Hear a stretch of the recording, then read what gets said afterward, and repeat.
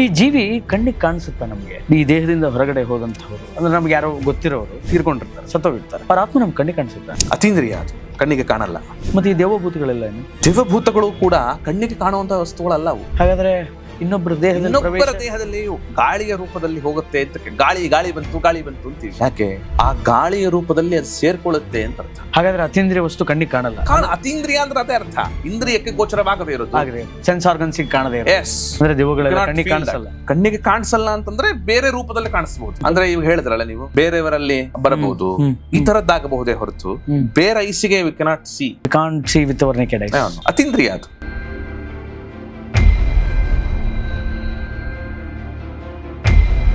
ಇನ್ನು ಈ ಸಾಯುವ ಕಾಲದಲ್ಲಿ ಮುಹೂರ್ತಗಳನ್ನು ನೋಡ್ತಾರೆ. ಕೆಟ್ಟ ನಕ್ಷತ್ರದಲ್ಲಿ ಸತ್ತಿದ್ದಾರೆ, ಕೆಟ್ಟ ನಕ್ಷತ್ರದಲ್ಲಿ ಸತ್ತರೆ ಹಂಗಾಗುತ್ತಂತೆ ಹಿಂಗಾಗುತ್ತಂತೆ ಅಂತ ನಂಬೋರೆಲ್ಲ ಇದ್ದಾರೆ. ಸಾವಿಗೆ ಯಾಕೆ ಮುಹೂರ್ತ ನೋಡ್ತಾರೆ? ನಂಬೇಕಾದನ್ನೆಲ್ಲ.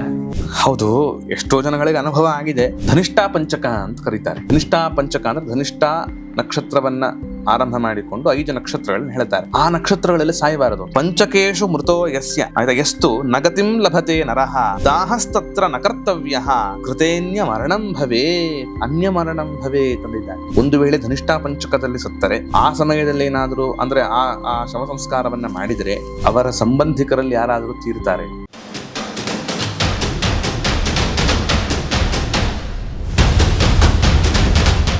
ಈ ಜೀವಿ ಕಣ್ಣಿಗೆ ಕಾಣಿಸುತ್ತಾ ನಮಗೆ? ಅಂದ್ರೆ ಈ ದೇಹದಿಂದ ಹೊರಗಡೆ ಹೋದಂತಹವರು ಅಂದ್ರೆ ನಮ್ಗೆ ಯಾರೋ ಗೊತ್ತಿರೋರು ತೀರ್ಕೊಂಡಿರ್ತಾರೆ, ಸತ್ತೋಗಿರ್ತಾರೆ, ಅವ್ರ ಆತ್ಮ ನಮ್ಗೆ ಕಣ್ಣಿಗೆ ಕಾಣಿಸುತ್ತಾ? ಅತೀಂದ್ರಿಯ, ಅದು ಕಣ್ಣಿಗೆ ಕಾಣಲ್ಲ. ಮತ್ತೆ ಈ ದೇವಭೂತಗಳೆಲ್ಲ ಏನು? ದೇವಭೂತಗಳು ಕೂಡ ಕಣ್ಣಿಗೆ ಕಾಣುವಂತಹ ವಸ್ತುಗಳಲ್ಲ ಅವು. ಹಾಗಾದ್ರೆ ಇನ್ನೊಬ್ಬರ ದೇಹದಲ್ಲಿ ಗಾಳಿಯ ರೂಪದಲ್ಲಿ ಹೋಗುತ್ತೆ ಅಂತ, ಗಾಳಿ ಬಂತು ಅಂತೀವಿ. ಯಾಕೆ? ಆ ಗಾಳಿಯ ರೂಪದಲ್ಲಿ ಅದು ಸೇರ್ಕೊಳ್ಳುತ್ತೆ ಅಂತ ಅರ್ಥ. ಹಾಗಾದ್ರೆ ಅತೀಂದ್ರಿಯ ವಸ್ತು ಕಣ್ಣಿಗೆ ಕಾಣಲ್ಲ. ಅತೀಂದ್ರಿಯ ಅಂದ್ರೆ ಅದೇ ಅರ್ಥ, ಇಂದ್ರಿಯಕ್ಕೆ ಗೋಚರವಾಗದೇ ಇರೋದು, ಸೆನ್ಸ್ ಆರ್ಗನ್ಸ್ ಕಾಣದೇ ಇರೋದು. ಅಂದ್ರೆ ದೇವಗಳೆಲ್ಲ ಕಣ್ಣಿಗೆ ಕಾಣಿಸಲ್ಲ. ಕಣ್ಣಿಗೆ ಕಾಣಿಸಲ್ಲ ಅಂತಂದ್ರೆ ಬೇರೆ ರೂಪದಲ್ಲಿ ಕಾಣಿಸಬಹುದು. ಅಂದ್ರೆ ಎಕ್ಸಾಂಪಲ್, ಅಂದ್ರೆ ಇವಾಗ ಹೇಳಿದ್ರಲ್ಲ ನೀವು, ಬೇರೆಯವರಲ್ಲಿ ಬರಬಹುದು, ಈ ತರದ್ದಾಗಬಹುದೇ ಹೊರತು ಬೇರೆ ಐಸಿಗೆ we cannot see with our naked eye. ಅತೀಂದ್ರಿಯ ಅದು. ಈ ದೇಹದಲ್ಲಿ ಒಂದು ಜೀವಿ ಇದೆ, ಅಥವಾ ಈ ದೇಹದಲ್ಲಿ ಆ ಜೀವಿ ಒಂದು ವ್ಯಾಪಾರ ಮಾಡ್ತಾ ಇದೆ. ಅದಕ್ಕೆ ಈ ದೇಹ ಪರ್ಫೆಕ್ಟ್ ಆಗಿ ಕೆಲಸ ಮಾಡ್ತಾ ಇದೆ, ಕೈಕಾಲ ಆಡ್ತಾ ಇದೆ. ಯಾವಾಗ ನೀವು ಆಗ್ಲೇ ಹೇಳ್ದಾಗೆ ಆ ಜೀವಿ ಹೊರಗಡೆ ಹೋಗುತ್ತೋ ಆಗ ಇದು ನಿಶ್ಚೇಷಿತ ವಸ್ತು ಆಗ್ಬಿಡುತ್ತೆ. ಅವಾಗ ಇದನ್ನ ಶರೀರ ಅಂತ ಕರಿತೀವಿ, ಕಲೆಯವರ ಅಂತ ಕರಿತೀವಿ. ಒಂದು ಜೀವಿ ಇದ್ದಾಗ ಮತ್ತೊಂದು ಜೀವಿ ಪ್ರವೇಶ ಆಗುತ್ತಾ? ಆಗುತ್ತೆ. ಪ್ರೇತ ಭೂತ ಅಂತ ಅನ್ನೋದು ಅಲ್ಲ, ಇದೇನಾ? ಹಾಗೆ ಡ್ಯುಯಲ್ ಹೌದು 100% ಡ್ಯುಯಾಲಿಟಿ ಆಗೋದು. ಓಕೆ, ಎಫೆಕ್ಟ್ಸ್ ಏನಾಗ್ಬೋದು ಅದರಿಂದ? ಅದನ್ನೇ ಈಗ ಈ ದೇಹದಲ್ಲಿ ಇನ್ನೊಂದು ಆತ್ಮ ಸೇರಿಕೊಂಡಾಗ, ಸುಮ್ಮನೆ ನಿಮಗೊಂದು ಉದಾಹರಣೆ ಕೊಡ್ತೇನೆ. ಬಳ್ಳಾರಿಯಲ್ಲಿ ಒಮ್ಮೆ ಆಯ್ತು ಅಂದ್ರೆ ಒಬ್ಬ ಹೆಣ್ಣು ಮಗು, ಆ ಹೆಣ್ಣು ಮಗಳು ಏನಾಗಿದ್ದಾಳೆ, ಇನ್ನೊಂದು ಆತ್ಮ ಸೇರಿಕೊಂಡಿದೆ. ಹೌದಾ? ಸೇರಿಕೊಂಡಾಗ ಆ ಹೆಣ್ಮಗಳು ಸಂಧ್ಯಾ ವಂದನೆ ಮೊದಲಾದವುಗಳನ್ನು ಮಾಡೋದಕ್ಕೆ ತೊಡಗಿಬಿಟ್ಲು. ಹೆಣ್ಮಗಳು ಓಕೆ. ಆಚಮನದ ಪಾತ್ರೆ, ಅರ್ಘ್ಯ ಪಾತ್ರೆ ಎಲ್ಲ ಇಟ್ಟುಕೊಂಡು ದ್ವಾದಶ ನಾಮಗಳನ್ನು ಹಾಕಿಕೊಂಡು ಮೈಗಳಿಗೆ ಸಂಧ್ಯಾ ವಂದನೆ ಮೊದಲಾದ ಮಾಡ. ಯಾಕೆ ಹೀಗೆ? ಒಳಗಡೆ ಇನ್ನೊಂದು ಆತ್ಮ ಸೇರಿದೆ, ಅದರ ವ್ಯಾಪಾರ ಅದಕ್ಕಾಗ್ತಾ ಇದೆ. ಅದರ it is not A natural, ಇದು ನ್ಯಾಚುರಲ್ ಪ್ರೋಸೆಸ್ ಅಲ್ಲ ಅದು. ಪಾಪ ಆ ಹೆಣ್ಮಗಳು, ಅದು ಅದರ ಒಳಗಡೆ ಸೇರಿರುವಂತಹ ಶರೀರ ಇನ್ನೊಂದು ಆತ್ಮ ಇದೆಯಲ್ಲ, ಅದು ಆ ಪ್ರಭಾವ ಬೀರ್ತಾ ಇದೆ. ಆಗತ್ತೆ. ಸಂಭವಗಳು ಬೇಕಾದಷ್ಟು ನಡೆದಿದೆ, ಉದಾಹರಣೆಗಳು ಬೇಕಾದಷ್ಟಿದೆ. ವಿಪರೀತವಾಗಿ ಆಸೆ ಇಟ್ಕೊಂಡು ಒಬ್ಬ ವ್ಯಕ್ತಿ ಸತ್ತೋಗ್ಬಿಡ್ತಾನೆ, ಅವ್ನು ಹೆಂಗೆ ಮುಂದೆ ಗತಿ? ಅವನು ಅದಕ್ಕೇನೆ ಈ ಕಾಗೆ ಪಿಂಡ ಅಂತ ಹಾಕ್ತಾರೆ ಸತ್ತಾಗ. ಹೌದು, ಕಾಗೆ ಬಂದು, ಕಾಗೆಗೆ ಒಂದು ದೊಡ್ಡ ವರ ಇದೆ. ರಾಮಚಂದ್ರ ಕಾಗೆಗೆ ಒಂದು ವರ ಕೊಟ್ಟಿದ್ದಾನೆ. ಈ ಕಾಗೆ ಏನು ಮಾಡಬೇಕು ಅಂತಂದ್ರೆ, ಈ ಕಾಗೆ ಪಿಂಡ ಅಂತಾನೆ ಇಡಿಸ್ತಾರೆ. ಕಾಗೆ ಬಂದು ಮುಟ್ಟಬೇಕು, ಅದನ್ನ ಅಟ್ಲೀಸ್ಟ್ ಟಚ್ ಮಾಡಿ ಹೋಗ್ಬೇಕು. ಕಾಗೆ ಮುಟ್ಲಿಲ್ಲ ಅಂದ್ರೆ ಅವನ ಆಸೆ ಇನ್ನೂ ಇದೆ ಅಂತ ಅರ್ಥ. ಆ ಜೀವಿಗೆ ಏನೋ ಬಲವಾದ some desire is there. Okay, ಅವನೇನೋ ಅನ್ಕೊಂಡಿರ್ತಾನ, ಇವನು ಅನ್ಕೋಬೇಕು ಇವ್ರ ಮಕ್ಕಳು ಅಥವಾ ಯಾರ, ಇಲ್ಲ ಅಪ್ಪ ನಿಮ್ಮ ಆಸೆ ತೀರಿಸ್ತೇವೆ ಅಂತ ಅಂದಾಗ ಕಾಗೆ ಬಂದು ಮುಟ್ಟುತ್ತೆ. It is a sign. ಅಂದ್ರೆ ಅಷ್ಟು ವಿಪರೀತವಾಗಿ ಆಸೆ ಇಟ್ಕೊಂಡು ಸತ್ತಂತವ್ರೆ ಈ ಪ್ರೇತ ಆಗಿ ಬರ್ತಾರೆ, ದೆವ್ವ ಆಗಿ ಬರ್ತಾರೆ, ಇನ್ನೊಬ್ಬರ ದೇಹ ಪ್ರವೇಶ ಮಾಡಿ ತಮ್ಮ ಡಿಸೈರ್ ಅನ್ನ ಫುಲ್ಫಿಲ್ ಮಾಡ್ಕೋತಾರೆ ಇಲ್ಲ ಅಂತೆಲ್ಲ ಹೇಳ್ತಾರೆ. ಇಲ್ಲ ಹಾಗಿಲ್ಲ. ಈಗ ಯಾವಾಗ ಪಿಂಡ ಪ್ರದಾನ ಅಥವಾ ಅವರವರ ಅವರವರ ಧಾರ್ಮಿಕ ವಿಧಿವಿಧಾನಗಳ ಪ್ರಕಾರ ಅದರ ನಿವೃತ್ತಿಗೋಸ್ಕರ ಏನೇನು ಒಂದು ಕರ್ಮಗಳನ್ನ ಮಾಡ್ತಾರೆ, ಮಾಡಿದಾಗ ಖಂಡಿತವಾಗಲೂ ಆ ಪ್ರೇತ ಅಂತ ಅನ್ನೋದಿದೆಯಲ್ಲ ಅದು ನಿವೃತ್ತಿ ಆಗತ್ತೆ, ಖಂಡಿತ ಆಗತ್ತೆ. ಅದು ಯಾವುದು ವಿಧಿವಿಧಾನಗಳನ್ನ ಮಾಡಿದಾಗ.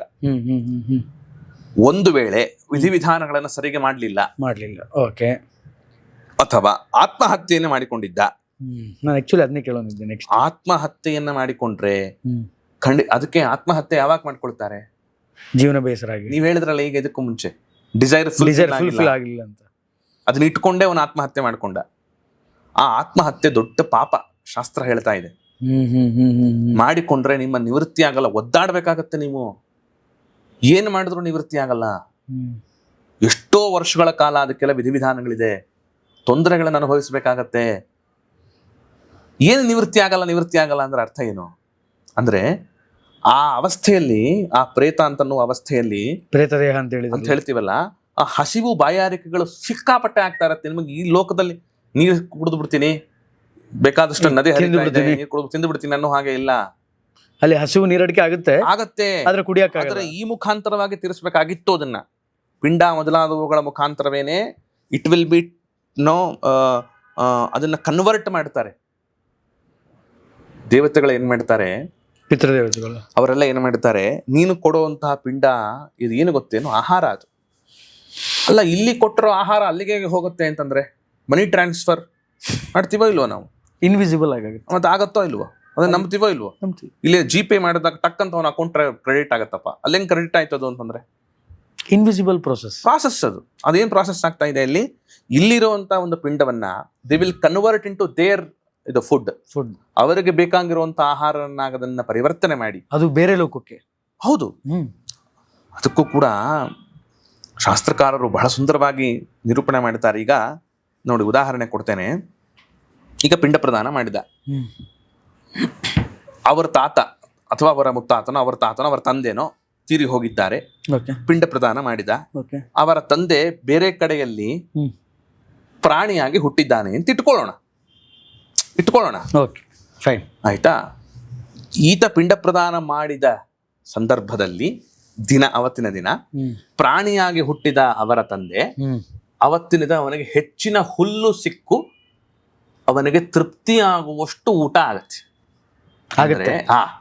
ಅಂದ್ರೆ ಆ ಕನೆಕ್ಷನ್ ಇಟ್ಟಿದ್ದಾನೆ ದೇವರು. ಇಲ್ಲಿ ಇವನು ಪಿಂಡ ಪ್ರದಾನ ಮಾಡಿದ್ರಿಂದ ಅಲ್ಲಿ ಪ್ರಾಣಿಯಾಗಿರುವಂತ ಹಸುವಾಗಿದ್ದಾನೆ ಅಂತ ಇಟ್ಕೊಳ್ಳೋಣ. ಅವನಿಗೆ ಅವತ್ತು ಹೆಚ್ಚಿನ ಮೇವು ಸಿಕ್ಕು ಹೆಚ್ಚಿನ ತೃಪ್ತಿ ಕೊಡುತ್ತದು ಅವತ್ತಿನ ದಿನ. ಬಟ್ ಅವನು ಯಾವ ಜನ್ಮ ಪಡೆದಿರ್ತಾನೋ he will be happy on that day. ಅವನು ಮನುಷ್ಯ ಆಗಿದ್ರು ಸರಿ, ಮನುಷ್ಯ ಆಗಿದ್ರು, ಆಕಳಾಗಿದ್ರು, ಕುದುರೆ ಆಗಿದ್ರು, ಏನಾಗಿದ್ರು, ಅವರವರಿಗೆ ಅವರವರ ಆಹಾರವನ್ನು ಕೊಟ್ಟು ದೇವರು ಅವನು ತೃಪ್ತಿ ಕೊಡಿಸ್ತಾನೆ. ಬ್ಯೂಟಿ ಕನೆಕ್ಷನ್ ಇದೆ, ಅಷ್ಟು ಅದ್ಭುತವಾದ. ಅದಕ್ಕೇನೆ ಈ ಪ್ರಾಣಿಗಳು ಕೆಲವು, ಆಮೆ ಅಂತ ಇಟ್ಕೊಳ್ಳೋಣ, ಇನ್ನೊಂದು ಮರಿ ಆಮೆಯನ್ನ ಹಾಲು ಕೊಟ್ಟು ಬೆಳೆಸಲ್ಲ ಅದು.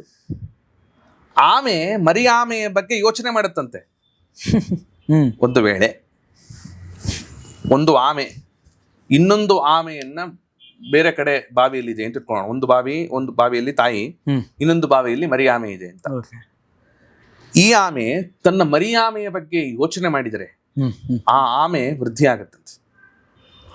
ಹೇಗಿದು ಕನೆಕ್ಷನ್ ಅಂದ್ರೆ, ಬರೀ ಯೋಚನೆ ಮಾಡಿದ್ರೆ ಯೋಚನೆಯಿಂದಲೇನೆ ಅದರ ಅವಯವಗಳು ವೃದ್ಧಿ ಆಗ್ತಾ ಇದೆ ಅಂತನ್ನುವುದು ಶಾಸ್ತ್ರಗಳ ನಿರೂಪಣೆ ಮಾಡ್ತಾ ಇರುವಾಗ, ಇಲ್ಲಿಯೇ ಕೊಟ್ಟಿರುವಂತಹ ಪದಾರ್ಥ ಅಲ್ಲಿ ಹೇಗೆ ತಲುಪುತ್ತೆ ಅಂತನ್ನೋದು ಏನು ಆಶ್ಚರ್ಯಕರ ಪಡುವಂಥದ್ದಿಲ್ಲ. ಇವತ್ತು ಲೋಕದಲ್ಲಿ ಕಾಣ್ತಾ ಇದೆ. ಅದಕ್ಕೆ ವೇದವ್ಯಾಸರು ಇದೇ ಎಕ್ಸಾಂಪಲ್ ಕೊಡ್ತಾರೆ. ಈ ಆಮೆ ತನ್ನ ಮರಿಯಾಮೆಯ ಬಗ್ಗೆ ಯೋಚನೆ ಮಾಡಿದ್ರೆ ಅದು ವೃದ್ಧಿ ಆಗತ್ತೆ ಅಂತನ್ನುವಾಗ, ಅಷ್ಟು ಕನೆಕ್ಷನ್ ಇದೆ ಅಂತನ್ನುವಾಗ ಯಾಕೆ ನಂಬಬಾರದು? ಎಕ್ಸಾಕ್ಟ್ಲಿ. ಇನ್ನು ಈ ಸಾಯುವ ಕಾಲದಲ್ಲಿ ಮುಹೂರ್ತಗಳನ್ನು ನೋಡ್ತಾರೆ. ಅಂದರೆ ಕೆಟ್ಟ ನಕ್ಷತ್ರದಲ್ಲಿ ಸತ್ತಿದ್ದಾರೆ, ಕೆಟ್ಟ ನಕ್ಷತ್ರದಲ್ಲಿ ಸತ್ತರೆ ಹಂಗಾಗುತ್ತಂತೆ ಹಿಂಗಾಗುತ್ತಂತೆ ಅಂತ ನಂಬೋರೆಲ್ಲ ಇದ್ದಾರೆ. ಹುಟ್ಟಿಗೆ ಮುಹೂರ್ತ ನೋಡ್ತೀವಿ, ಓಕೆ, ಅವನೇನೋ ಬಾಳಬೇಕು, ಬದುಕಬೇಕು, ಅವನಿಗೇನೋ ಮುಂದೇನೋ ಒಂದು ಕಾದಿದೆ, ಒಂದು ಒಳ್ಳೆ ಜೀವನ ನಡೆಯುತ್ತೆ ಏನೋ ಅದಕ್ಕೆ ನಕ್ಷತ್ರ ನೋಡ್ತೀವಿ, ಜಾತಕ ಬರೆಸ್ತೀವಿ, ಮುಹೂರ್ತ ನೋಡ್ತೀವಿ, ಫೈನ್. ಸಾವಿಗೆ ಯಾಕೆ ಮುಹೂರ್ತ ನೋಡ್ತಾರೆ ಆ್ಯಂಡ್ ನಂಬೇಕಾದನ್ನೆಲ್ಲ? ಹೌದು, ಈಕೆ ಎಷ್ಟೋ ಜನಗಳಿಗೆ ಅನುಭವ ಆಗಿದೆ. ಧನಿಷ್ಠಾ ಪಂಚಕ ಅಂತ ಕರೀತಾರೆ. ಧನಿಷ್ಠಾ ಪಂಚಕ ಅಂದ್ರೆ ಧನಿಷ್ಠಾ ನಕ್ಷತ್ರವನ್ನ ಆರಂಭ ಮಾಡಿಕೊಂಡು 5 ನಕ್ಷತ್ರಗಳನ್ನ ಹೇಳ್ತಾರೆ. ಓಕೆ. ಆ ನಕ್ಷತ್ರಗಳಲ್ಲಿ ಸಾಯಬಾರದು ಅಂತ ನೋಡಿ ಓದ್ತೇನೆ. ಪಂಚಕೇಶು ಮೃತೋ ಯಸ್ಯ, ಆಯ್ತಾ, ಯಸ್ತು ನಗತಿಂ ಲಭತೆ ನರಃ ದಾಹಸ್ತತ್ರ ನ ಕರ್ತವ್ಯ ಕೃತೇನ್ಯ ಮರಣಂ ಭವೇತ್ ಅನ್ಯ ಮರಣಂ ಭವೇತ್ ಅಂದಿದ್ದಾರೆ. ಒಂದು ವೇಳೆ ಧನಿಷ್ಠಾ ಪಂಚಕದಲ್ಲಿ ಸತ್ತರೆ, ಆ ಸಮಯದಲ್ಲಿ ಏನಾದರೂ ಅಂದರೆ ಆ ಶವ ಸಂಸ್ಕಾರವನ್ನು ಮಾಡಿದರೆ ಅವರ ಸಂಬಂಧಿಕರಲ್ಲಿ ಯಾರಾದರೂ ತೀರ್ತಾರೆ ಅಥವಾ ಅಕ್ಕಪಕ್ಕದಲ್ಲಿ ಯಾರಾದರೂ ಒಬ್ಬರು ಪ್ರಾಣ ಕಳ್ಕೊಳ್ಳುತ್ತಾರೆ ಅನ್ನುವ ವಿಷಯವನ್ನ ಗರುಡ ಪುರಾಣ ಸೂಚನೆ ಮಾಡುತ್ತೆ. ಇವತ್ತು ಎಷ್ಟೋ ಕಡೆಗಳಲ್ಲಿ ಅನುಭವಕ್ಕೂ ಬಂದಿದೆ. ಧನಿಷ್ಠಾ ಪಂಚಕದಲ್ಲಿ ಸತ್ತಿದ್ದಾರೆ ಅಂದರೆ ಏನೋ ಒಂದು ಅವಘಟ ಆಗತ್ತೆ ಅಂತ. ಹಾಗಾದ್ರೆ ಎಷ್ಟೋ ಕಡೆಗಳಲ್ಲಿ ಇದಕ್ಕೇನು ಮತ್ತೆ ಪರಿಹಾರ ಏನು ಅಂದ್ರೆ ಪರಿಹಾರವೂ ಇದೆ ಇದಕ್ಕೆ. ಅಂದ್ರೆ ನಾನು ಅದನ್ನೇ ಕೇಳ್ತಾ ಅದಕ್ಕೆ ನೋಡಿ, ಇದ್ದೆ. ಈಗ ನೀವು ಹೇಳಿದ್ರಿ ಹಿಂದಕ್ಕೆ ಎವ್ರಿಥಿಂಗ್ ಈಸ್ ರಿಟರ್ನ್, ಹೌದು ಪ್ಯಾಕೇಜ್. ಹೌದು, ಸಾವ್ ಯಾವಾಗ, ಹುಟ್ಟೇನು, ಹೌದು, ಕೆಲಸ ಏನು, ಹೌದು. ದನ ಏನು ಆಯುಷ್ಯ ಎಲ್ಲ ಬರೆದು ಬರೆದು ಬಿಟ್ಟಿದ್ದಾನೆ, ಬಿಟ್ಟಿದ್ದಾನೆ. ಆಯುಷ್ ಏನು ಅಂತ. ಸಾವು ಬರ್ದಿರ್ತಾರೆ ಅಂತ ಹೌದು ಹೇಳಿ. ಹೌದು ಹೌದು. ಧನಿಷ್ಠ ನಕ್ಷತ್ರದಲ್ಲಿ ಸಾಯ್ಬೇಕಂತ ಯಾರು ಬೇಡ್ಕೊಂಡ್ ಬಂದಿರ್ತಾರೆ, ಯಾರು ಬೋರ್ಡ್ ಹಾಕೊಂಡ್ ಬಂದಿರ್ತಾರೆ. ನಾನು ಬೋರ್ಡ್ ಹಾಕೊಂಡ್ ಬಂದಿರಲ್ಲ. ಸಾವು ಅನ್ನೋದು ಯಾವಾಗ ಬರುತ್ತೆ ಅನ್ನೋದು ಗೊತ್ತಿರಲ್ಲ. ಅದಕ್ಕೇನೆ ಅದಕ್ಕೂ ಪರಿಹಾರ ಇದೆ. ಓಕೆ. ಈಗ ನೋಡಿ, ಧನಿಷ್ಠ, ಶತಭಿಷ, ಪೂರ್ವಾಭದ್ರ, ಉತ್ತರಾಭದ್ರ, ರೇವತಿ 5 ನಕ್ಷತ್ರಗಳು. ಈ 5 ನಕ್ಷತ್ರಗಳು ಅಂದ್ರೆ ಅವು ಕೆಟ್ಟ ನಕ್ಷತ್ರ ಅಲ್ಲ. ಆ ನಕ್ಷತ್ರದಲ್ಲಿ ಈ ಮರಣಕ್ಕೆ ಸಂಬಂಧಪಟ್ಟಂತೆ ಅದನ್ನ ಕೆಟ್ಟದ್ದು ಅಂತ ಹೇಳ್ತಾರೆ. ನಕ್ಷತ್ರಗಳು ಕೆಟ್ಟದ್ದಲ್ಲ. ಆ ನಕ್ಷತ್ರ ಇದ್ದಾಗ ಜೀವ ಹೋಗಬಾರ್ದು. ಹೋಯ್ತು, ನೀವ್ ಹೇಳಿದ್ರಿ ಈಗಾಗ್ಲೇ ನಾವೇನ್ ಬರ್ಕೊಂಡ್ ಬಂದಿರ್ತೀವ ಅಂತ. ಹೋಯ್ತು ಪಾಪ, ಏನ್ ಮಾಡಕ್ಕಾಗತ್ತೆ ಈಗ ಅವನು. ಅದಕ್ಕೂ ಶಾಂತಿ ಇದೆ. ಇದನ್ನ ಬ್ರಾಹ್ಮಣರು ಅಥವಾ ಪುರೋಹಿತ ಶಾಹಿಗಳು ಇವರೆಲ್ಲ ದುಡ್ಡು ಬರ್ಕೊಂಡಿರುವಂತದ್ದಲ್ಲ. ಇದನ್ನ ತೊಂದರೆ ಆಗತ್ತಪ್ಪ ನಿಮಗೆ ಅನ್ನೋ ಕಾರಣಕ್ಕೋಸ್ಕರ ಶಾಂತಿ ಮಾಡಿಸಿ. ಇದನ್ನು ಶಾಂತಿ ಮಾಡಿಸಿದರೆ ಯಾವ ತೊಂದರೆಗಳು ಆಗಲ್ಲ ಅನ್ನೋದಕ್ಕೋಸ್ಕರ ಧನಿಷ್ಠಾ ಪಂಚಕ ಶಾಂತಿಯನ್ನ ಮಾಡಿಸಿ ಆಮೇಲೆ ಶವ ಸಂಸ್ಕಾರ ಮೊದಲಾದವುಗಳನ್ನ ಮಾಡುವಂತ ಕ್ರಮ ಇದೆ. ಅಂದ್ರೆ ನೀವು ನೋಡಿದೀರಾ ಆ ತರದ ಶಾಂತಿ ಮಾಡಿಸದೇ ಇದ್ದಾಗ ಆ ತರದ ಎಫೆಕ್ಟ್? ಹೌದು ಹೌದು ಹೌದು, ಖಂಡಿತ ನೋಡಿದ್ದೇವೆ. ನಂಬೋರು ನಂಬುತ್ತಾರೆ, ನಂಬಿಕೆ ಅವರವರ ಬಿಟ್ಟಿದ್ದು. ಖಂಡಿತವಾಗ್ಲೂ ಕೂಡ ಇದರಿಂದ ಅಡ್ವರ್ಸ್ ಎಫೆಕ್ಟ್ಸ್ಗಳಾಗಿದೆ ಒಂದು ವೇಳೆ ಧನಿಷ್ಠಾ ಪಂಚಕದಲ್ಲಿ. ಆದರೆ ಇನ್ ಕೆಲವು ಕಡೆ ಏನಾಗುತ್ತೆ ಅಂತಂದ್ರೆ, ನಾಸ್ತಿಕರುಗಳಿಗೆ ಆಗಲ್ಲ, ಧನಿಷ್ಠಾ ಪಂಚಕದಲ್ಲೇ ಹೋಗ್ತರು, ನಾವು ಶಾಂತಿ ಮಾಡಿಸಲ್ಲ ಅಂತನ್ನೋರ್ಗೇನು ಆಗಲ್ರಿ. ನಾನು ಹೇಳ್ತೀನಿ ಯಾಕೆ ಆಗಲ್ಲ ಅಂತ ಅನ್ನೋದನ್ನ ಹೇಳ್ತೇನೆ. ಈಗ ಹಿಂದೆ ಎಲ್ಲ ಒಂದು ಮಾತು ಬಂದಿತ್ತು, ಇದೆಲ್ಲ ಯಾಕೆ ನಾಸ್ತಿಕರಿಗೆ ಯಾಕೆ ಅಂತಹ ಏನೋ ಎಫೆಕ್ಟ್ಸ್ಗಳು ಆಗಲ್ಲ, ಸೂರ್ಯಗ್ರಹಣ ಮೊದಲಾದವುಗಳು ಬಂದಾಗ ನಾವೆಲ್ಲ ಎಷ್ಟು ಕಾಳಜಿ ಮಾಡಿ ಅಂತ ಯಾಕೆ ಹೇಳಿ ಇವರೇ ರಾಹುಕೇತುಗಳಾಗಿರ್ತಾರೆ. ಆದ್ದರಿಂದ ಈಗ ತೊಂದರೆ ಯಾರಿಗೆ ಕೊಡ್ತಾರೆ? ಈಗ ಒಬ್ಬ ಮನುಷ್ಯನಿಗೆ ಇನ್ನೊಬ್ಬ ಮನುಷ್ಯ ತೊಂದರೆ ಕೊಡ್ಬೋದು, ಅವನು ಆ ಕೆಟಗರಿನೇ ಅಲ್ಲವೇ. ಅದರಿಂದ ನಮ್ಮ ಪಾರ್ಟಿ ಅನ್ಕೊಂತಾರ ಅವರೆಲ್ಲ. These people belong to us, why should we harm them ಅಂತಾರ ಅವರು, ರಾಹುಕೇತುಗಳು ಅವರೆಲ್ಲ. ಅದೊಂದು ಎಕ್ಸಾಂಪಲ್ ಕೊಟ್ಟೆ ನಾನು ನಿಮ್ಗೆ. ಆ ಥರದವರೆಲ್ಲ ಇವ್ರಿಗೆ ಯಾಕೆ ಹಾರಂ ಮಾಡ್ಬೇಕು, ನಾವು ನಮ್ಮ ಪಾರ್ಟಿ ಇವನು ಅಂತಾರೆ. ಅದಕ್ಕೆ ಅವ್ರಿಗೇನೋ ಆಗಲ್ರಿ. ಆದ್ರೆ ನಿಜವಾಗಲೂ ನಂಬಿಕೆ ಇದ್ದವ್ರು ಏನೇನು ಮಾಡ್ತಾರಲ್ಲ, ಅವರು ಭಯ ಪಡ್ತಾರೆ. ಈ ಥರದ್ದು ಮಾಡಬೇಕು, ಶಾಂತಿಗಳನ್ನು ಮಾಡಿಸಬೇಕು ಅಂತ ಮಾಡಿಸ್ತಾರೆ. ಬಟ್ ಲಾಸ್ಟಿಗೆ ಅವರಿಗೆ ಒಂದು ಬಲ್ಕಲ್ಲಿ ಬರುತ್ತೆ. ಹೌದು, ಹೇಳಿದೆ. ಈ ಜೀವಿ ದೇಹದಿಂದ ಹೊರಗಡೆ ಬಂದ ಮೇಲೆ ಈ ದೇಹವನ್ನ ಎಷ್ಟು ಗೌರವಯುತವಾಗಿ ನೋಡ್ಕೋಬೇಕು, ಈ ಸಂಸ್ಕಾರದಲ್ಲಿ ಈ ದೇಹಕ್ಕೆ ಏನೇನು ಮಾಡಬೇಕು ಮೊದಲು, ಆಮೇಲೆ ಸಂಸ್ಕಾರ ಹೆಂಗೆ ಮಾಡಬೇಕು ಅಂತ ಕೇಳ್ತೀನಿ. ಮೊದಲು ದೇಹವನ್ನು ನೋಡಿಕೊಳ್ಳುವಂಥ ಪರಿ ಹೇಗೆ ಅಂತ ನೋಡಿ. ದೇಹವನ್ನ ಅಂದ್ರೆ ಜೀವಿ ಹೊರಗೆ ಬರುವಾಗ ಏನಾಗತ್ತೆ ಅಂತ ಈಗಾಗಲೇ ಹೇಳಿದ್ದೆ ನಾನು ನಿಮಗೆ. ಹೇಗೆ ಯಾವ ರೀತಿಯಲ್ಲಿ ಮರಣ ಹೊಂದಬೇಕು ಅಂತ ಮೊದಲು. ಎಕ್ಸಾಕ್ಟ್ಲಿ. ಸತ್ರೆ ಹೆಂಗ್ ಸಾಯ್ಬೇಕು ಅದು ಇದೆನಾ? ಹೌದು. ಹೆಂಗ್ ಸಾಯ್ಬೇಕು ಸತ್ರೆ? ಅವನಿಗೆ ಸಾಯೋ ಕಡೆಗಾಲದಲ್ಲಿ ಪಾಪ ಯಮದೂತರನ್ನು ನೋಡ್ತಾನೆ. ಹೇಗಿರ್ತಾರೆ ಗೊತ್ತಾ ಅವರು? ಯಮದೂತವು ತದಾ ಪ್ರಾಪ್ತವು ಭೀಮೌ ಸರಭಸೆ ಕ್ಷಣೌ ಪಾಶದಂಡಧರೌ ನಗ್ನೌ ದಂತೈಹಿ ಕಟಕಟಾಗೆತೌ. ಕಟಕಟ ಕಚ್ತಾ ಇರ್ತಾರಂತೆ ಯಮದೂತರು. ಪಾಶದಂಡಗಳನ್ನು ಧಾರಣೆ ಮಾಡಿರ್ತಾರೆ, ಕ್ರೂರವಾಗಿರ್ತಾರೆ ನೋಡೋದಕ್ಕೆ, ಕಣ್ಣುಗಳು ನೋಡೋದಕ್ಕೆ ಆಗಲ್ಲ ಅವ್ರದ್ದು. ಆ ತರಹದ ಒಂದು ಕ್ರೂರವಾದ ರೌದ್ರಾಕಾರ ಆ ಯಮದೂತರದ್ದು. ಅವ್ರನ್ನ ನೋಡಿದ್ರೆ ಮಲಮೂತ್ರ ವಿಸರ್ಜನೆ ಮಾಡಿಕೊಂಡ್ಬಿಡ್ತಾನೆ ಮನುಷ್ಯ. ಅಷ್ಟು ಭಯಂಕರವಾಗಿರ್ತಾರೆ. ಭಯಂಕರವಾಗಿ. ಊರ್ಧ್ವಕೇಶವ್. ಊರ್ಧ್ವಕೇಶವ್, ಸ್ಪೈಕ್ಸ್ ಅಂತಾರಲ್ಲ ಹಾಗೆ. ಇವತ್ತಿನ ಹೇರ್ ಸ್ಟೈಲ್ ಹಾಗಿರ್ತಾರೆ ಅಂತ. ಅಂಥವರನ್ನು ನೋಡಿದಾಗ ಸ ದೃಷ್ಟ್ವಾ ತ್ರಸ್ತ ಹೃದಯ ಶಕ್ರನ್ ಮೂತ್ರಂ ವಿಮುಂಚತಿ. ತ್ರಸ್ತ ಹೃದಯ, ನಡಗಿಬಿಡ್ತಾನೆ ಅವನು. ನಡಿಗೆ ಏನು ಮಾಡ್ತಾನೆ, ಮಲಮೂತ್ರವನ್ನು ವಿಸರ್ಜನೆ ಮಾಡಿಕೊಂಡು ಬಿಡ್ತಾನೆ. ಅಂತಹ ಒಬ್ಬ ಜೀವಿ ಯಮದೂತರನ್ನು ನೋಡಿ ಅಷ್ಟು ಕಷ್ಟವನ್ನು ಅನುಭವಿಸ್ತಾನೆ, ಜೀವವನ್ನು ತೆಗೆದುಕೊಂಡು ಹೋಗ್ತಾರೆ. ಈ ಜೀವ ಇನ್ನೇನು ಹೋಗ್ತಾ ಇದೆ ಅಂತನ್ನುವಾಗ ಅದಕ್ಕೆ ಒಬ್ಬ ಆಂಧ್ರದ ಕವಿ ಒಬ್ಬ ಒಂದು ಮಾತು ಬರೀತಾನೆ. ಅಂತ್ಯಕಾಲ ಮುನಂದು ಆಯಾಸ ಮುನಂದು ತಲಚುನು. ನಾನು ಏನು ಮಾಡ್ತೀನಪ್ಪ ನರಸಿಂಹ, ಕದರಿ ನರಸಿಂಹನ ಬಗ್ಗೆ ಸ್ತೋತ್ರ ಮಾಡ್ತಾರೆ ಅವರು. ಅಂತ್ಯಕಾಲ ಬಂದಾಗ, ಆಯಾಸ ಇದ್ದಾಗ, ಕಫ ವಾತ ಪಿತ್ತಮುಲ್, ಕಫ ವಾತ ಪಿತ್ತ ಘುರ್ಘುರಾಯತೆ ಅಂತಾರೆ ಗರುಡ ಪುರಾಣದಲ್ಲಿ. ಘುರ್ ಅಂತ ಶಬ್ದ ಮಾಡ್ತಿರ್ತಾನೆ. ಆಗ ನಿನ್ನನ್ನು ಸ್ಮರಣೆ ಮಾಡ್ತೇನೋ ಇಲ್ವೋ, ಈಗ ನಿನ್ನನ್ನು ಸ್ಮರಣೆ ಮಾಡ್ತೇನೋ, ಈಗಲಿಂದಲೇ ಅದನ್ನು ಸ್ಮರಣೆ ಮಾಡಿಕೊಂಡು ಮುಂದೆ ಅಂತಹ ಒಂದು ಅವಸ್ಥೆ ಬಂದಾಗ ನನ್ನನ್ನು ರಕ್ಷಣೆ ಮಾಡು ಅಂತ. ಇದೇ ಮಾತನ್ನ ಪುರಂದರದಾಸರ ಕನ್ನಡೀಕರಿಸ್ತಾರೆ.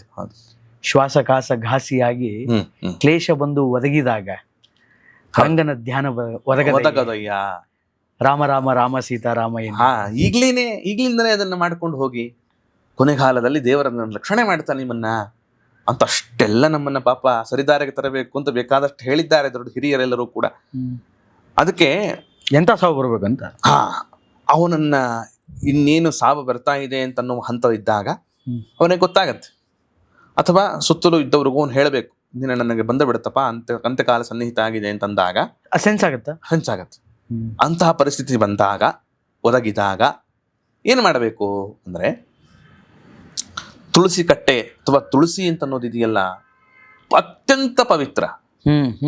ಒಬ್ಬರ ಮನೆಯಲ್ಲಿ ತುಳಸಿ ಇದೆ ಅಂತಂದ್ರೆ ಸಕಲವಾಗಿರುವಂತ ಭಾರತ ದೇಶದಲ್ಲಿರುವ ಎಲ್ಲ ತೀರ್ಥಗಳು ಅವರ ಮನೆಯಲ್ಲಿದೆ ಅಂತ. ಬ್ಯೂಟಿ. ಅಂತಹ ತುಳಸಿ ವೃಂದಾವನದ ಮುಂದೆ ಆತನನ್ನ ಮಲಗಿಸಬೇಕು. ಹೇಗೆ ಮಲಗಿಸಬೇಕು? ಜೀವ ಇದ್ದಾಗಲೇ. ಹೌದು, ಇನ್ನೇನು ಹೋಗುತ್ತಲ್ಲ, ಗೊತ್ತಾಗಿದೆ ಅವನಿಗೆ. ಈಗೆಲ್ಲ ಆಗಲ್ಲ ಬಿಡಿ, ಅಲ್ಲ ಹಿಂದೆಲ್ಲ ಆಗ್ತಿತ್ತು. ಓಕೆ, ನಾನು ಕೇಳಿದ್ದೀನಿ. ಆತನನ್ನ ಅಂದ್ರೆ ಅಂತಹ ಪುಣ್ಯಜೀವಿಗಳವರಲ್ಲ, ಆತನ ಏನ ಮಾಡಬೇಕು, ಕರೆದುಕೊಂಡು ಹೋಗಿ ಮೊದಲು ಗೋಮಯ ಸಾರಿಸಬೇಕು. ಈಗೆಲ್ಲ ಗೋವೇ ಎಲ್ಲ ದೇಸಿ ಗೋವುಗಳು ಅಂತನ್ನೋದೇ ಇವತ್ತು ಕಣ್ಣಿಗೆ ಕಾಣದಂತೆ ಆಗಿ ಹೋಗಿದೆ. ಗೋಮಯ, ಆ ಗೋಮಯನ್ನ ಸಾರಿಸಬೇಕು. ಸಾರಿಸಿ ಎಳ್ಳು ದರ್ಭೆಯನ್ನು ಹಾಸಿ, ದರ್ಭಾಸನವನ್ನು ಹಾಸಿ, ಆ ದರ್ಭಾಸನದ ಮೇಲೆ ತುಳಸಿ ವೃಂದಾವನದ ಮುಂದೆ ಆತನನ್ನು ಮಲಗಿಸಿ, ಸಾಲಿಗ್ರಾಮವನ್ನು ಕೂಡ ಆತನ ಪಕ್ಕದಲ್ಲಿ ಇಟ್ಟು, ಗೀತಾ, ವಿಷ್ಣು ಸಹಸ್ರನಾಮ, ಗೋವಿಂದ ಅಂತನ್ನುವ ನಾಮಸ್ಮರಣೆಯನ್ನ ಮಾಡ್ತಾ ಆತನ ಕಿವಿಯಲ್ಲಿ ಕೇಳಿಸ್ತಾ. ಯಾಕೆ ಇತ್ತೀಚೆಗೆ ಒಬ್ಬರು ಮಾಡಿದ್ರು ಹಾಗೆ, ವೃದ್ಧಾಪ್ಯದಲ್ಲಿರುವಂತಹ ಒಬ್ಬ ಬಹಳ ವೃದ್ಧರು, ಶತಾಯುಷಿಗಳು, ಅವರನ್ನು ಇದೇ ಕ್ರಮದಲ್ಲಿ ಅಂದ್ರೆ ತುಳಸಿ ವೃಂದಾವನದ ಮುಂದೆ ದರ್ಭಾಸನವನ್ನು ಹಾಸಿ, ಗೋಮಯವನ್ನು ಸಾರಿಸಿ, ಆ ಮುದುಕ ಪಾಪ ಅವರ ವೃದ್ಧರು ಅವರನ್ನ ಮಲಗಿಸಿ, ಗೋವಿಂದ ಗೋವಿಂದ ಗೋವಿಂದ ಅನ್ನುವ ನಾಮಸ್ಮರಣೆ ಆತನ ಕಿವಿಯಲ್ಲೇ ಬೀಳುವಂತೆ ಮಾಡಿ, ಆಯ್ತಾ, ಆ ಸಾಲಿಗ್ರಾಮವನ್ನು ಇಟ್ಟು ಸಾಯೋ ಕಡೆ ಅದಕ್ಕೆ ಗಂಗಾ ಗಿಂಡಿ ಅಂತ ಇಟ್ಟುಕೊಳ್ತಾರೆ ಮನೆಗಳಲ್ಲಿ. ನಮ್ಮ ಹಿಂದೂ ಸಂಪ್ರದಾಯದಲ್ಲಿ ಕಾಶಿಯನ್ನು ತೆಗೆದುಕೊಂಡು ಗಂಗೆಯನ್ನು ತೆಗೆದುಕೊಂಡು ಬಂದಿರ್ತಾರೆ.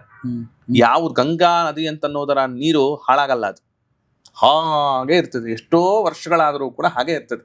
ಅದು ಗಂಗಾ ನದಿಗೆ ಒಂದು ಪಾವಿತ್ರ್ಯತೆ. ಗಂಗಾ ಗಂಗಾ ಗಂಗಾ ಗಂಗಾ ಅಂದ್ಬಿಟ್ರೆ ಸಾಕಂತ. ಅವಳು ಎಷ್ಟು ಕೋಟಿ ಯೋಜನ ದೂರದಲ್ಲಿ ಇದ್ದರೂ ಕೂಡ ಗಂಗಾ ಅಂತ ನಾಮಸ್ಮರಣೆ ಮಾಡಿದರೆ ಸ್ನಾನ ಮಾಡಿದ್ದರ ಫಲವನ್ನು ಕೊಡ್ತಕ್ಕವಳಾಗ್ತಾಳೆ ತಾಯಿ. ಅದಕ್ಕೆ ಅಟಲ್ ಬಿಹಾರಿ ವಾಜಪೇಯಿ ಅವರು ಹೇಳ್ತಾರಲ್ಲ, ಕಂಕರ ಮೇ ಶಂಕರ ಹೇ ಅಂತ. ನಾವು ಭಾರತ ದೇಶದಲ್ಲಿ ಮಾಡೋ ಒಂದು ಭಾರತ ದೇಶದ ಕಣಕಣದಲ್ಲಿಯೂ ಶಂಕರನ ಸನ್ನಿಧಾನ ಇದೆ. ಭಾರತ ದೇಶದ ಒಂದೊಂದು ಬಿಂದುವಿನಲ್ಲಿಯೂ ಕೂಡ ಗಂಗೆಯ ಸನ್ನಿಧಾನ ಇದೆ ಅಂತ. ವಿಸರ್ಜನೆ ಭಾರತ್ ಮಾತಾ ಕಿ ಜೈ. ಹಾಗೆ ಅಷ್ಟು ಅಂದ್ರೆ ಅದಷ್ಟು ಅದ್ಭುತವಾದ ಒಂದು ಅನುಭವದ ಮಾತುಗಳದೆಲ್ಲ. ಆದ್ದರಿಂದ ಬಿಂದು ಮೇ ಗಂಗಾ ಹೇ ಅಂತ ಆ ಗಂಗಾ ತಂದಿರ್ತೇವಲ್ಲ ನಾವು, ಆ ಗಂಗಾ ಗೇಡಿಯನ್ನ ಒಡೆದು ಆ ಕಾಲದಲ್ಲಿ ಮರಣ ಸನ್ನಿಹಿತವಾದಾಗ ಬಾಯಲ್ಲಿ ಹಾಕಬೇಕು.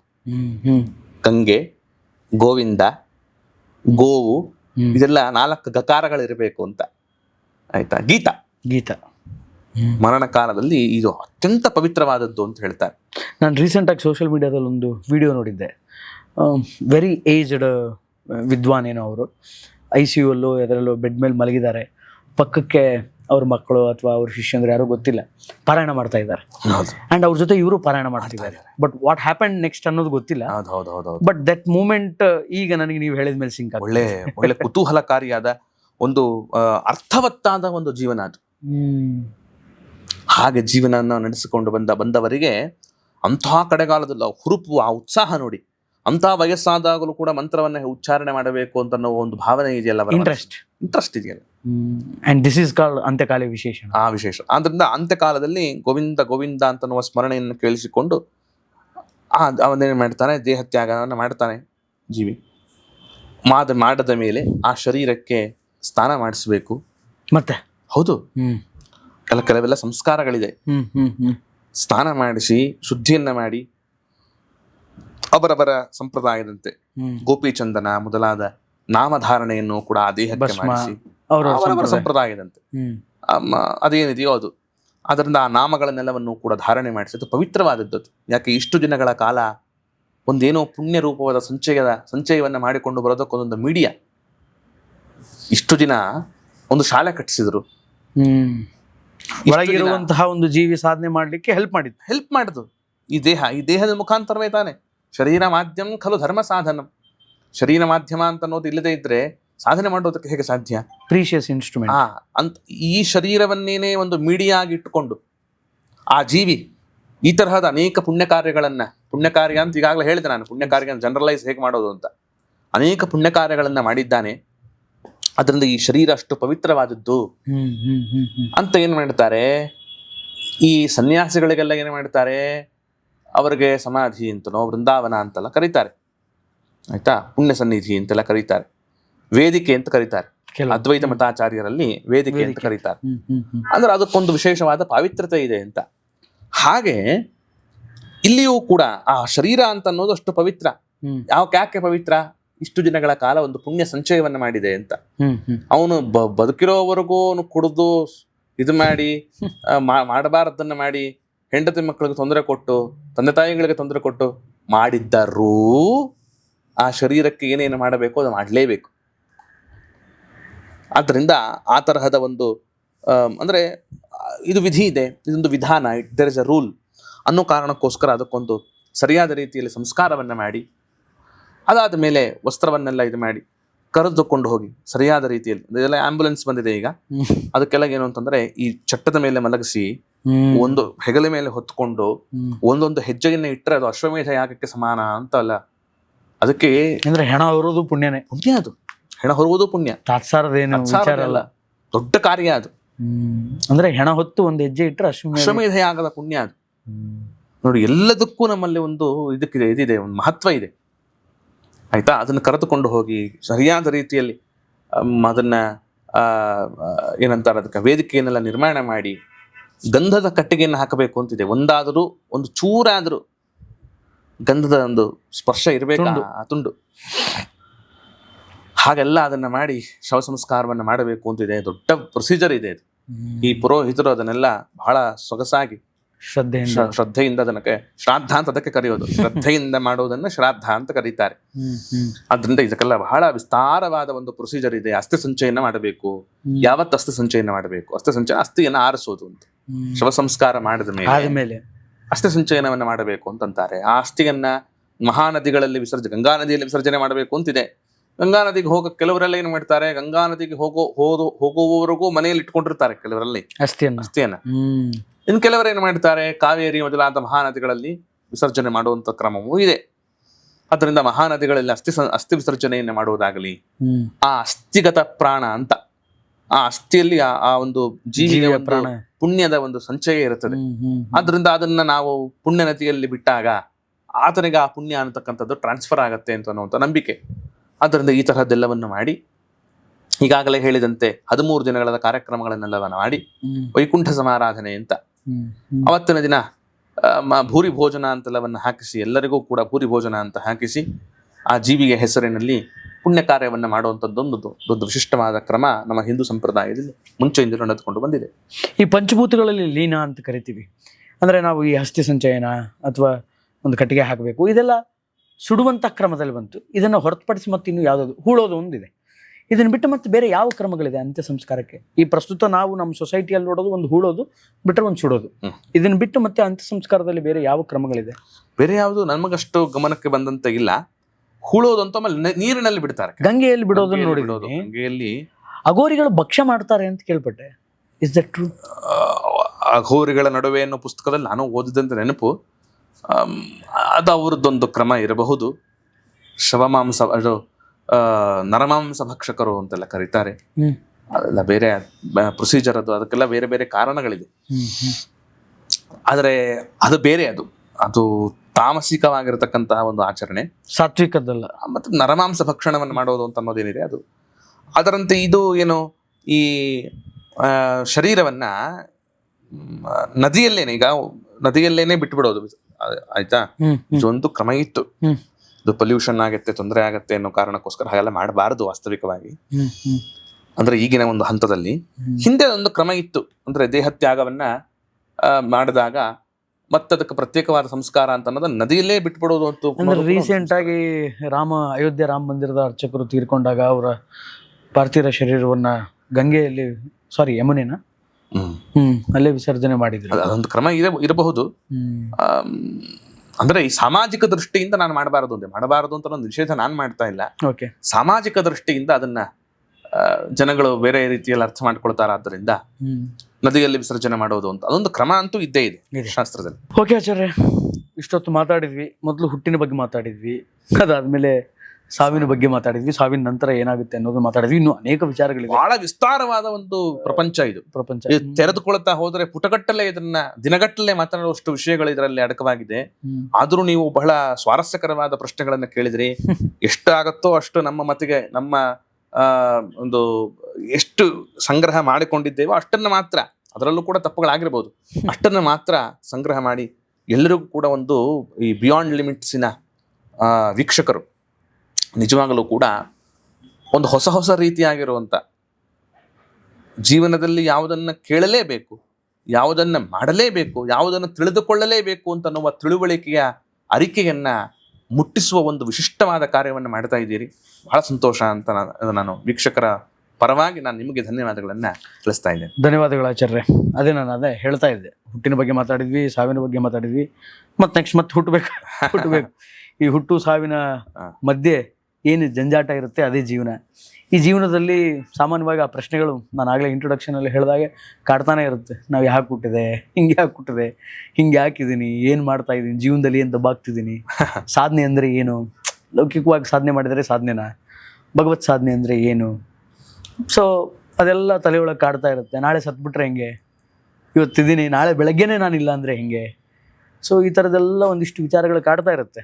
ಅದು ದೊಡ್ಡ ಯಕ್ಷ ಪ್ರಶ್ನೆನೇ. ಅಂದರೆ ನಾವು ಎಷ್ಟೊತ್ತು ಮಾತಾಡಿದರೂ ಅದಕ್ಕೆ ಫುಲ್ಫಿಲ್ಡ್ ಆನ್ಸರ್ ಸಿಗುತ್ತೆ ಅನ್ನೋ ನಂಬಿಕೆ ಇಲ್ಲ. ಬಟ್ ಒಂದು ಹಂತಕ್ಕೆ ಸಿಕ್ಕಿದೆ ಇವತ್ತು ನಿಮ್ಮ ಜೊತೆ ಮಾತಾಡಿದ ಮೇಲೆ. ಆ್ಯಂಡ್ ಮಗದೊಮ್ಮೆ ಧನ್ಯವಾದಗಳು. ಒಂದು ಪ್ರಾರ್ಥನೆ ಮಾಡಿಬಿಡೋಣ. ಪುಟ್ಟಿಸಲೇ ಬೇಡವಯ್ಯ, ಪುಟ್ಟಿಸಿದಕ್ಕೆ ಪಾಲಿಸಯ್ಯ, ಇಷ್ಟು ಮಾತ್ರ ಬೇಡಿಕೊಂಬೆ ಶ್ರೀಕೃಷ್ಣನೇ ಅಂತ ಕನಕದಾಸರು ಹೇಳಿದಂತೆ ಆ ಕನಕದಾಸರ ಮಾರ್ಗದಲ್ಲಿ ನಾವು ಪ್ರಾರ್ಥನೆ ಮಾಡಿ ಕಾರ್ಯಕ್ರಮವನ್ನು ಮುಂದೆ ಹುಟ್ಟಿಸ್ಬೇಡ, ಈ ಹುಟ್ಟಿಸ್ಬಿಟ್ಟಿದ್ವಿ, ಕಾಯ್ಬೇಕಷ್ಟೇ, ಅದು ನಿನ್ನ ಕರ್ತವ್ಯ ಅಷ್ಟೇ, ಕಾದು ಬಿಡು ಅಂತ. ನಮಸ್ಕಾರ, ಧನ್ಯವಾದಗಳು. ಒಟ್ಟಾರೆಯಾಗಿ ಇದು ಈ ಹೊತ್ತಿನ ವಿಶೇಷ. ಮತ್ತೆ ಮುಂದಿನ ಪಾಡ್ಕಾಸ್ಟಲ್ಲಿ ಮತ್ತೊಬ್ಬ ಅತಿಥಿಯೊಂದಿಗೆ ಮತ್ತೊಂದು ವಿಷಯದ ಜೊತೆಗೆ ನಾನು ನಿಮ್ಮ ಮುಂದೆ ಬರ್ತೀನಿ. ಅಲ್ಲಿವರೆಗೂ ನೋಡ್ತಾ ಇರಿ ಬಿಯಾಂಡ್ ಲಿಮಿಟ್ಸ್. ಲೈಕ್ ಮಾಡಿ, ಶೇರ್ ಮಾಡಿ, ಕಾಮೆಂಟ್ ಮಾಡಿ, ಸಬ್ಸ್ಕ್ರೈಬ್ ಮಾಡಿ. ನಮಸ್ಕಾರ.